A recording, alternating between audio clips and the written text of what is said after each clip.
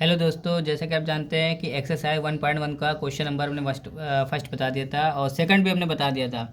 अब question number third है, वो हमको आपको बताना है। तो इस क्वेश्चन को पहले देख लेते हैं। लिखा है relation R in the set A equal to 1 2 3 4 5 6 ऐसे दिया हुआ है और इसका एक रिलेशन दिया हुआ है x comma y such that y is divisible by x. मतलब वाई जो है एक्स से क्या हो, डिविजिबल हो। चलिए देखते हैं क्वेश्चन से। देखिए क्वेश्चन ये है आपका, लिख दे रहे हैं यहाँ पे कि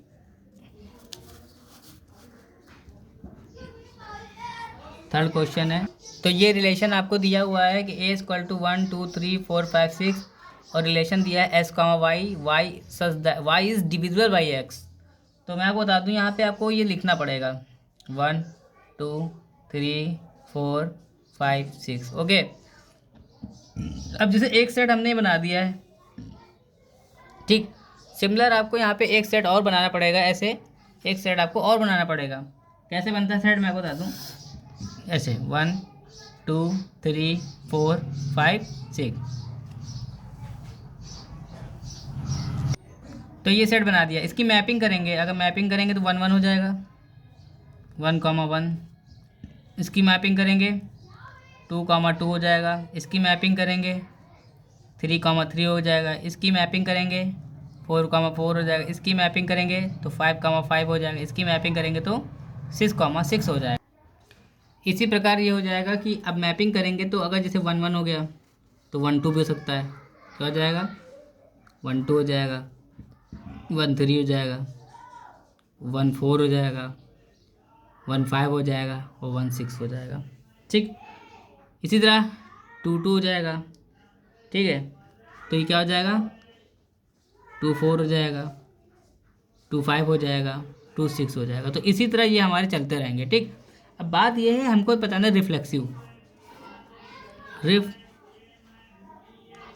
तो रिफ्लेक्सिव को आपको पता है क्या होता है, ए कॉमा ए, बी कॉमा बी और सी कॉमा सी, ऐसा फॉर्मूला होता है। ठीक है, ठीक है। तो आप देखिए 1 कॉमा 1 2 कॉमा 2 3 कॉमा 3 4। तो लिखिए रिलेशन इज रिफ्लेक्सिव। तो पहला वाला बच्चा हो गया। ठीक, उसके बाद इन्होंने कहा ना कि यहाँ पे, उसके बाद उन्होंने बच्चों यहाँ बताया है कि यहाँ पे y जो है इज डिविजिबल बाई x। तो जैसे कि यहाँ पे लिखा 1 कॉमा 1, तो ये आपका x हो गया, ये y हो गया। तो अगर y को आप x से डिवाइड करेंगे तो कितना हो जाएगा, डिविजिबिलिटी हो जाएगा। तो इस ये क्या है, ये रिलेशन सही है। अब इसके बाद अब हमको बनाना था सिमेट्री। देखिए बच्चों, ये है सिमेट्रिक। सिमेट्रिक का रूल होता है a कॉमा बी कॉमा ए, ये रूल होता है। ठीक है, अगर मैं सिमेट्रिक की बात करूंगा तो ए comma B comma a formula होता है। तो इस रिलेशन में मैं आपको बता दूं, अगर जैसे कि 1 कॉमा 2 आ रहा हो, जैसे एग्जांपल दैट 1 कॉमा 2 इधर आ रहा है, मगर बट 2 कॉमा 1 कहीं नहीं आ रहा है, तो आपको यहाँ लिखना पड़ेगा इस जगह रिलेशन इज नॉट, क्या लिखेंगे, सिमेट्री। ठीक है, ये नहीं है ट्रांजिटिव की। तो बच्चों मैं बता दूं, इस कंडीशन में ट्रांजिटिव की फॉर्मूला क्या होता है। अगर ट्रांजिटिव की बात करते हैं तो इसका फॉर्मूला होता है ए कामा बी और बी कामा सी। तो ये इसके इक्वल ये हो जाता है आंसर, ए कामा सी आता है। तो ए कामा सी के लिए, जैसे ए कामा सी की बात करते हैं तो ए कामा सी की फॉर्मूला ये हो जाता है यहाँ पे, जैसे एग्जांपल दैट कि यहाँ पे 2 कामा 4 रिलेशन 1 कामा 4। तो आप देखिए यहाँ पे